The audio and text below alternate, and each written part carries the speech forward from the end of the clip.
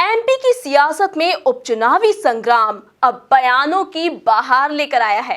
प्रदेश के उच्च शिक्षा मंत्री डॉक्टर मोहन यादव ने कांग्रेस पर आरोप लगाते हुए कहा कि कमलनाथ और दिग्विजय सिंह प्रदेश में मरा हुआ सांप लेकर घूम रहे हैं और जनता सब समझ गई है। देखिए एमपी न्यूज से खास बातचीत में किस तरह से मंत्री डॉक्टर मोहन यादव ने नई शिक्षा नीति से लेकर सियासत तक अपनी बेबाकी दिखाई। देखिए खास बातचीत। पूरे देश में उच्च शिक्षा की गुणवत्ता को लेकर जहां एक और मंथन हो रहा है, ऐसे में राष्ट्रीय शिक्षा नीति अब आने वाले कल में शिक्षा की दिशा का निर्धारण करने वाली है। हिंदुस्तान के दिल मध्य प्रदेश की बात करें तो किस तरह से यहां पर उच्च शिक्षा को नए शिखर पर ले जाने के लिए संकल्पित है शिवराज सरकार। तमाम मसलों पर बात करने के लिए हमारे साथ मौजूद हैं मध्य प्रदेश के उच्च शिक्षा मंत्री डॉक्टर मोहन यादव जी। डॉक्टर साहब, किस तरह से आपने एक फॉर्मूला तैयार किया है और नई एजुकेशन पॉलिसी के एग्जीक्यूशन के साथ साथ जो चैलेंजेस आने वाले हैं उसको कैसे कोप अप करने वाले मीट आउट करना? देखिए, ये बात बिल्कुल सही है कि आज़ादी के बाद जिसकी आवश्यकता थी वो जनता के लिए, समाज के लिए, देश के लिए और भारत के लिए वो शिक्षा नीति माननीय यशस्वी प्रधानमंत्री के नेतृत्व में डॉक्टर रमेश निशंक पोखरियाल जी ने कस्तूरी रंजन जी की रिपोर्ट के आधार पर लागू की है। और हायर एजुकेशन में हमारे यहाँ बहुत सारी गुंजाइशें थी जिस प्रकार से हमको काम करना है, तो वो ही चीज़ आज हमारे बीच में आई है। हम उम्मीद कर रहे हैं आने वाले समय में ये जो नई शिक्षा नीति लागू हुई वो अक्षरशः हम लागू करेंगे। माननीय मुख्यमंत्री जी ने इसमें एक और ग्रुप बनाया है, हमने एक रोड मैप तैयार किया। आने वाले समय में जो जो हायर एजुकेशन में बदलाव लाने वो हम सब लागू करने वाले हैं। हाल ही में आपने राज्यपाल जी से भी बात करी, एक बैठक हुई जिसमें तमाम मसौदों पर चर्चा की गई है। किस तरह से इस बैठक में महत्वपूर्ण निर्णय लिए गए और आने वाले कल में इसके जो नीतिगत परिणाम हैं वो मध्य प्रदेश में देखने को मिलेंगे? निश्चित रूप से मुख्यमंत्री, गवर्नर, सभी वाइस चांसलर, हमारी लगातार सभी से बात हो रही है। और हमसे क्या, हमारे माननीय प्रधानमंत्री, माननीय राष्ट्रपति जी ने स्वयं ने ऑनलाइन एक वर्चुअल लागू करके हम सबसे भी बात की है। हमसे टास्क फोर्स बना रहे हैं, हम रोड मैप तैयार कर रहे हैं, सने सने जो जो चीज़ों की कमी है उसको पूर्ति करते हुए हम सबको लागू करने जा रहे हैं। मुझे पूरी उम्मीद है कि जिस प्रकार से जो उसके अंदर की आत्मा है, जो मनोभाव है, खास करके हमारे जो एजुकेशन में और हायर एजुकेशन में जो 4 साल की डिग्री लागू की है, जिसमें हर साल का कोई कारण दिया है। अगर कोई 1 साल में छोड़ना चाहे तो सर्टिफिकेट कोर्स, 2 साल में छोड़ना चाहे तो डिप्लोमा, 3 साल में डिग्री और चौथे साल में शोध सहित डिग्री। ये एक अच्छी बात है। एमफिल को समाप्त करने का प्रयास किया और कुल मिलाकर के हायर एजुकेशन में जिसको पढ़ना है, उच्च शिक्षा में जिसकी रुचि हो, उसी को इसमें ध्यान दिया गया है। तो इसी बात की आवश्यकता थी। हम उम्मीद करते हैं आने वाले समय में जो जिस रूप से उन्होंने सिफारिश की है, जो बात कही है, अभी तो पूरा हमारा सितंबर में चर्चा, परिचर्चा, वेबिनार, सेमिनार इसी में जाने वाला है। और आने वाले समय में जितनी स्टेप उन्होंने तय की हम अक्षरशः उसको लागू करेंगे। यादव जी, लगातार राजनीति में रहते हुए भी शिक्षा से आपका गहरा नाता हमेशा से रहा है। राजनीति में रहकर भी शिक्षा के प्रति आपका समर्पण सदैव से प्रदेश ने देखा है। इन दिनों युवा जो है लगातार बेरोजगारी की मांग को उठा रहे हैं, नौकरियां नहीं। उनका कहना है कि डिग्रियां तो मिल रही हैं लेकिन नौकरियां देने वाला कोई नहीं है। क्या मध्य प्रदेश की सरकार और आपका खासतौर पर जो विभाग है, क्या प्लेसमेंट को लेकर के भी कोई आने वाले समय में पॉलिसी लेकर आएगा?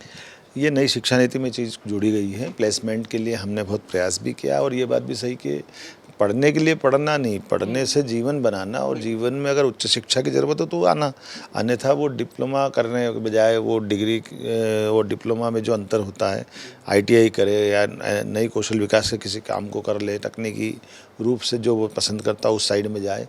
यही शिक्षा नीति की विशेषता है कि इसमें मात्र डिग्री लेने के लिए और डिग्री से नौकरी मिलने का जो सपना देखा जाता था, जो झूठा साबित हुआ, उस झूठे स्वप्न के तिलिस्म को तोड़ने का प्रयास किया गया। पूर्व की सरकार ने जो फैसले लिए थे, पूर्व के उच्च शिक्षा मंत्री ने जो नीतिगत निर्णय लिए थे, क्या उसको कायम रखेगी शिवराज सरकार या उसमें भी अमूलचूल परिवर्तन लाएगी? देखिए, मेरे को बड़े दुर्भाग्य के साथ कहना पड़ रहा है कि पूर्व शिक्षा मंत्री ने कुछ ऐसा इस टाइप से कोई नीति, पॉलिसी ऐसा कुछ उनने से बनाया नहीं गया था।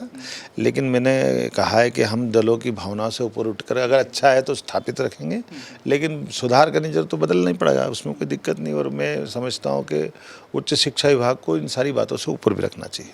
एक राजनीतिक सवाल मेरे जहन में, हाल ही में कमलनाथ जी इंदौर आए, सांवेर में उन्होंने चेतावनी दी, IG, DIG को जो है चेतावनी दी, उन अधिकारियों को चेतावनी दी जो बीजेपी का बिल्ला जेब में लेकर घूम रहे हैं, ऐसा उनका आरोप था।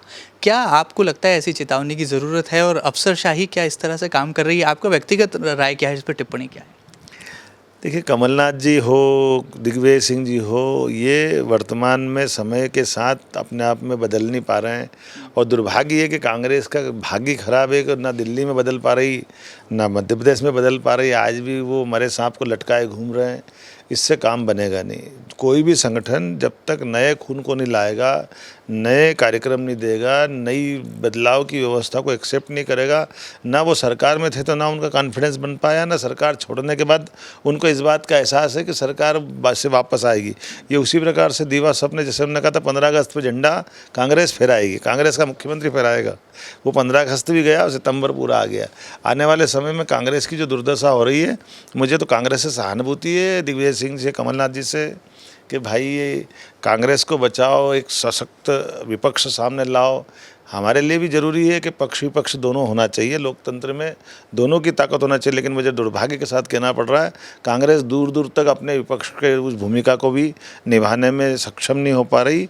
और ये यहाँ मध्य प्रदेश में द्विदलीय प्रणाली है, द्विदलीय प्रणाली में कांग्रेस कहाँ जाके टिकेगी, इतनी पराकाष्ठा, इतनी निम्न स्तर पर कांग्रेस जा रही है कि मुझे बहुत कांग्रेस के लोगों से कभी कभी दया आने लगती है। एक आखिरी सवाल डॉक्टर साहब, अब आप कोरोना योद्धा कैबिनेट मंत्री भी हैं, आपने कोरोना को हराया है, ये जंग भी आपने जीती है, जनता के बीच में जागरूकता का संदेश भी लगातार दिया है। इन दिनों कोरोना की बढ़ती जो रफ्तार है, जो हालात प्रदेश में है, कई जिलों में ऐसी स्थिति कि अस्पतालों में बेड नहीं है, ऑक्सीजन की कमी से लगातार राज्य जूझ रहा है, सरकारी अस्पतालों में व्यवस्थाएं चरमराई हुई हैं। क्या चिंतन और मनन इस पर भी हो रहा है, और आने वाले दिनों में क्या ठोस एक्शन प्लान आपको लगता है इसे लेकर बनना चाहिए? निश्चित रूप से ये बदली परिस्थिति में हमारा ये जो कोरोना का जो दौर चल रहा है, ये बहुत डरावना है। आपने देखा कि जब शुरुआत में लॉकडाउन माननीय प्रधानमंत्री जी ने जो घोषित किया था, उसमें एक बहुत बड़ा कारण यही था कि देश उसके लिए तैयार हो जाए, हम घरों से लोग निकलने नहीं दें। और आपने देखा होगा उसका लाभ भी मिला।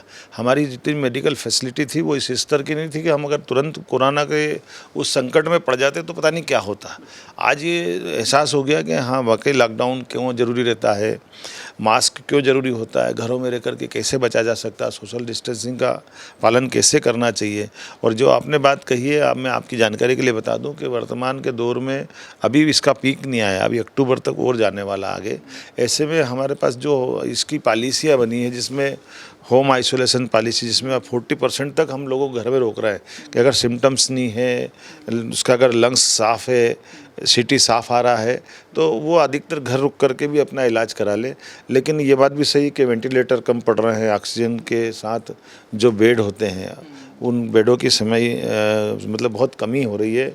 और मध्य प्रदेश में तो जितना हम प्रयास कर रहे हैं, अब उदाहरण के लिए इतनी छोटी मानसिकता है कांग्रेस की सरकारों की कि उद्धव जी की सरकार कांग्रेस समर्थित, उनने ऑक्सीजन सिलेंडर की कमी कर दी। तो अब ये मतलब आदमी के मानवीय संवेदना भी है कि नहीं है, क्या है ये। लेकिन फिर भी हम सरकार बहुत सक्षम है, सब तरह से निपटना जानती है। और मैं उम्मीद करता हूं कि लगातार जिस प्रकार से कोरोना समीक्षा हमारी प्रत्येक कैबिनेट में सबसे पहला विषय होता है, जबकि कैबिनेट का एजेंडा दूसरा रहता है, लेकिन हमने जिस ढंग से अपने मध्य प्रदेश को बचाया है, और मृत्यु दर, बीमारी के मामलों में दोनों आंकड़े, यद्यपि जिससे इफेक्टेड लोगों की संख्या बहुत बड़ी है, लेकिन देश की जो मृत्यु दर है उससे भी हम 1/10 पे हैं। इसका मतलब है कि हमने काफ़ी हद तक कंट्रोल किया है।